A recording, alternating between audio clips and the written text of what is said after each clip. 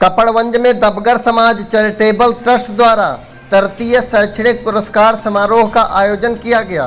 नमस्कार, आप देख रहे हैं अवध इंडिया न्यूज। आइए नजर डालते हैं कुछ खास खबरों पर। खबर गुजरात दाहोद से है। आज दबगर समाज चैरिटेबल ट्रस्ट द्वारा कपड़गंज मुकामे दबगर समाज के प्रमुख DSCT के आगेवान द्वारा तीसरे शैक्षणिक पुरस्कार समारोह का आयोजन किया गया।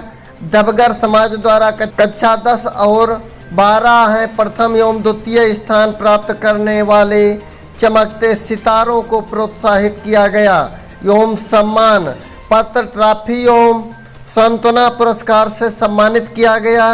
रिपोर्ट ब्यूरो चीफ दिनेश भाई परमार की खास रिपोर्ट गुजरात दाहोद। शिक्षण पर होय छे समाजनो आधार અને શિક્ષણ જ છે સમાજ માટે સૂત્રધાર। સૌપ્રથમ તો DSCT આટલો ભવ્યાતિ ભવ્ય કાર્યક્રમ યોજ્યો તે બદલ તેમને અભિનંદન તો કોઈ આપતું જ નથી, તો સૌથી પહેલી તાળીઓ DSCT માટે પડવી જોઈએ। ટોપિક તો બહુ સારો મળ્યો છે ને, અહીંયા મહિલાઓની સંખ્યા પણ વધારે દેખાઈ રહી છે। મહિલા સશક્તિકરણ વિશે આપણે બોલીએ તેટલું ઓછું છે। આજે સૌથી વધારે વાત થઈ હોય ને તો તે રીલ્સ ઉપર અહીંયા બેઠેલા બધા મોટાથી લઈને નાના સુધી માધુરી દીક્ષિત, આલિયા ભટ્ટ, કટરીના કૈફ બધાને ફોલો કરે છે। કરો છો કે નથી કરતા? એ જોવું સારું લાગે છે કે જેમના કપડા ને આ બધાનું બી ઠેકાણું નથી, જ્યારે આપણા જીજાબાઈ, રાણી લક્ષ્મીબાઈ જેવા આટલી મહાન નારીઓ થઈ ગઈ છે તેમને તો કોઈ ફોલો જ નથી કરતું। શું આ યોગ્ય છે? ખરેખર આપણે જેને ફોલો કરવાનું છે કે જેની વાત માનવાની છે તે તો આપણે સાંભળતા જ નથી અને જે દિશામાં નથી જવાનું તે દિશામાં વારે ઘડીએ આગળ ને આગળ ધપતા રહ્યા છે। શું આ યોગ્ય છે? આમ જોવા જઈએ તો અત્યારે આપણો સૌથી વધારે સમાજ તો દાહોદમાં હશે ને। દાહોદની માત્ર એક જ દીકરી આવી છે।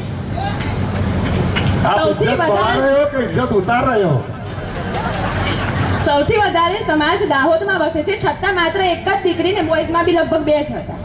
તમે બધા અહીંયા બેઠા છો ને, પણ એમાંથી અડધાએ તો સાંભળ્યું જ નહીં હોય કે કોણ ક્યારે આવ્યું, શું મળ્યું અને કેમ ક્યારે જતું રહ્યું। અહીંયા આપણે જમવા માટે કે શાંતિથી બેસવા નથી આવતા। કંઈક શૈક્ષણિક સમારોહ છે તો તમે સાંભળો કે બાળકો કઈ કઈ સિદ્ધિ માટે અહીંયા ઇનામ મેળવી રહ્યા છે। ખબર છે ચાનો ટાઈમ થઈ ગયો છે, બધાને માથા ચડ્યા હશે, પણ હવે 15-20 મિનિટ તો કાઢવાની છે। થોડુંક સાંભળી લઈએ બધાનું। सबको सुना है तो मेरी बारी कब आएगी?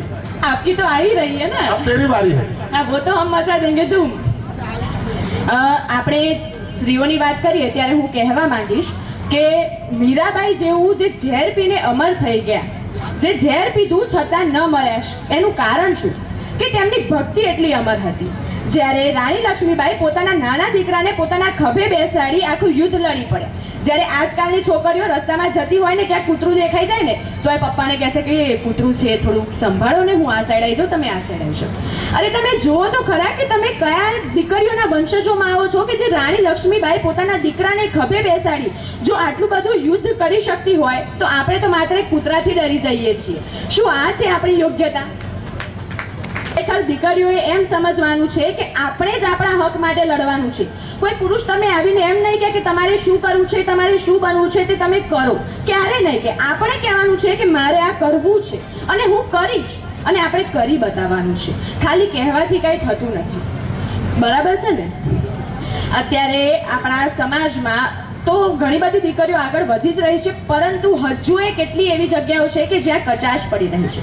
તમે આપણા દેશને તો જુઓ, અત્યારે પહેલા નાગરિક એવા વડાપ્રધાન, ના રાષ્ટ્રપતિ, અત્યારે આપણા રાષ્ટ્રપતિ પણ એક પછાત વર્ગના છે, છતાં તે આજે રાષ્ટ્રપતિના પોસ્ટ ઉપર છે।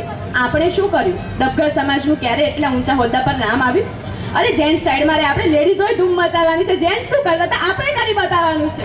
પોતાના માટે તો તાળીઓ પાડો યાર। ખરેખર આપણે સ્ત્રીઓ મોટા ભાગે ઘરે બેસીને શું વિચારતા હોય છે કે હમણાં મારો હસબન્ડ આવશે તો હું પૂછીશ કે તમે શું કમાયા, શું કર્યું। ક્યારે એમ વિચાર્યું કે જાતે આપણે કમાવા જઈએ ને ઘરે આવીને કહીએ કે આજે હું પણ આટલું કમાઈને આવી છું? આપણામાં મોટા ભાગની મેન્ટાલિટી શું થઈ ગઈ છે કે એક બ્યુટી પાર્લર અને બીજું સીવણ।